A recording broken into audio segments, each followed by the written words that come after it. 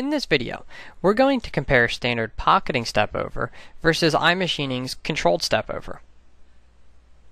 What we've done is we want to focus on machining this ledge right here, and what one pass or one tool path loop around this ledge would give us with both standard pocketing and an iMachining. To show what the stock looks like before this cut, we'll go to our Solid Verify and play this. Here we have just an iMachining roughing toolpath, and then we also have a finishing toolpath to make sure it's the exact geometry. If we show our target, what we can see is we have that this center pocket finished, now ready to machine this ledge. We have a standard pocketing toolpath set up here. As we can see, we have our 4 offset passes to machine that ledge. Let's go into the Solid Verify, and we're going to take a look at what happens. We're going to go to a top view, and we're going to also switch on wireframe so we can see how the tool is cutting.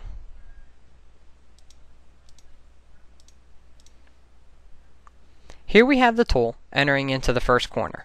So there's a few things we want to show here and measure.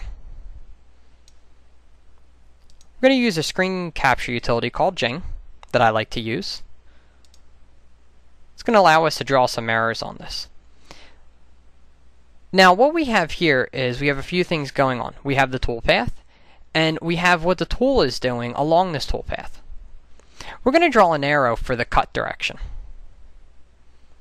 Here we have the tool moving in this direction. We can change this color to blue if we like. And we're going to label this as cutting direction.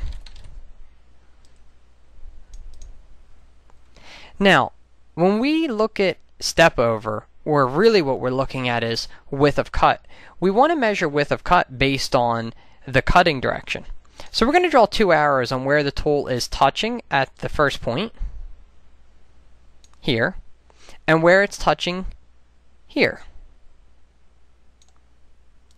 We always want to be measuring with the cutting direction. Now what we see here is this width of cut that this tool is actually taking in the corner, we can see is actually 3 to 4 times larger than the width of cut on straight lines. Generally, when we think of step over or width of cut, we are generally thinking in terms of straight lines. But what happens when you look at the tool changing direction, turning corners, going into concave areas, the direction of the tool is changing, and it's not just cutting a straight line. So what we have here is we have this step over that's increased 4 times over the straight line cut. This is why we get the eek sound in the corner, and also why we notice that the tool gets red hot and we get steam in those corners, because the heat generated is way larger in this corner now because we're taking quadruple the depth of cut, or width of cut. So let's keep on going a little further. Now we have our next motion. Here we did a circle coming around into this little corner. We're going to do the same thing with Jing, and we want to measure what the cutting direction is and what our width of cut is. Now since we're doing a corner, the end result is the cutting direction is generally looking something about like this at the end of the corner. So now if we measure our width of cut, once again going parallel with our cut direction, here we can see the width of cut versus our straight line is something maybe 6-7 times the width of this. So here is where we have all of this tool overloading with standard parallel style toolpaths with our standard step over.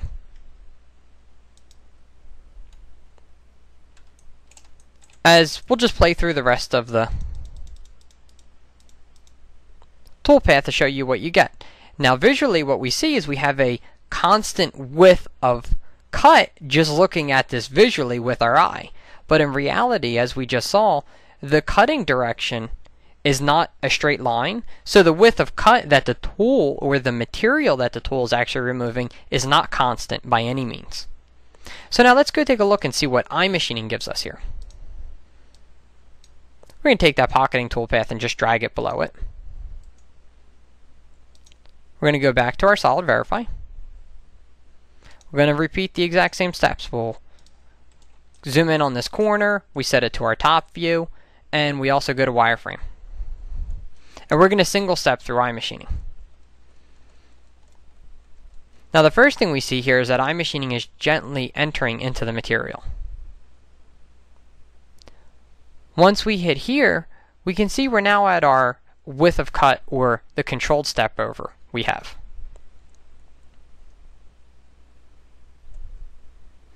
We can see as we're coming into this corner now, we can see that iMachining is starting to roll the tool in this direction, and we can see our width of cut changing. Now, let's use Jing again and let's see what happens here.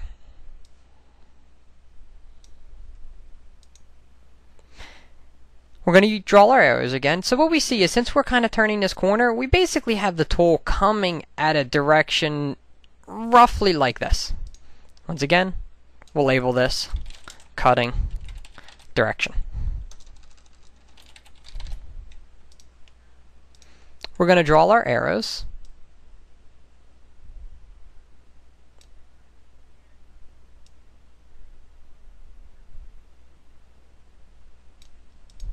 Now what we can see here is now this width of cut, based on cutting direction, is now the same as the straight line width of cut.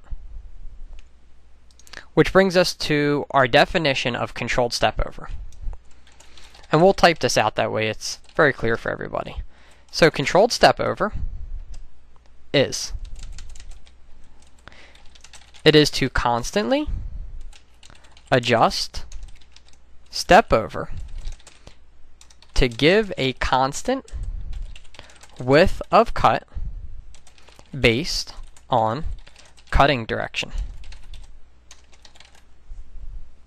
So this is important, very important to think of. We all know what step over is, but generally we are only thinking of step over in straight lines. iMachining is using controlled step over. This is where we're actually adjusting the step over to give a constant width of cut. We're going to continue playing through this a little bit. Here we see an interesting thing that happens here. iMachining, as it was trying to cut this corner, there was no way for it to hold the width of cut or the step over that we defined, so the tool actually had to back away and could not get into this corner, for it was impossible to give the user the controlled step over it wanted based on entering into this corner. And then what we'll do is we'll play through one loop.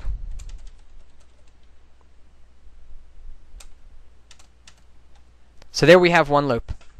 Now here we see the very big difference to the standard parallel offset toolpath. Now looking at this, it appears as if we'd have a varying width of cut or a varying step over, because we see different amount of material being removed.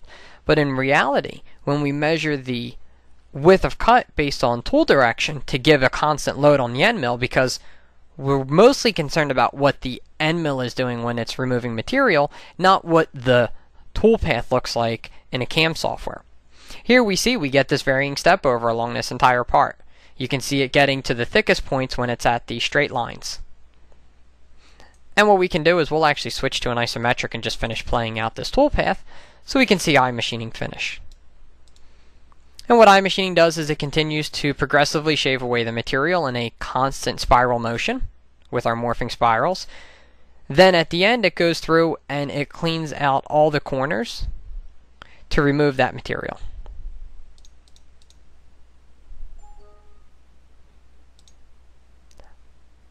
We'll also take a quick look at the toolpath again. So here we have our standard pocketing step over, and here we have our iMachining toolpath, where we can see it's actually varying.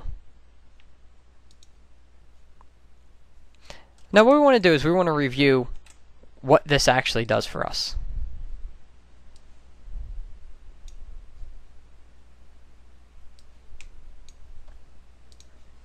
And once again we're going to use Jing.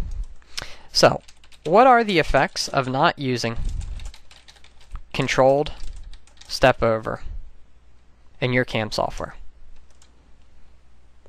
The easiest thing to look at is the tool load is increased in the corners, i.e. non-straight line cuts.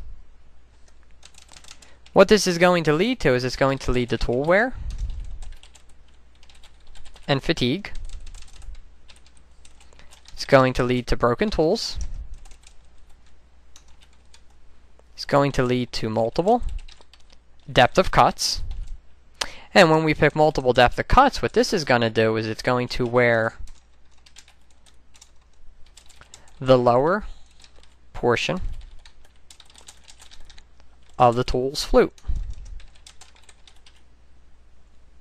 So for instance, if we had a tool with a 1-inch flute length, generally we might only be cutting with a depth of cut of 1/100th thou.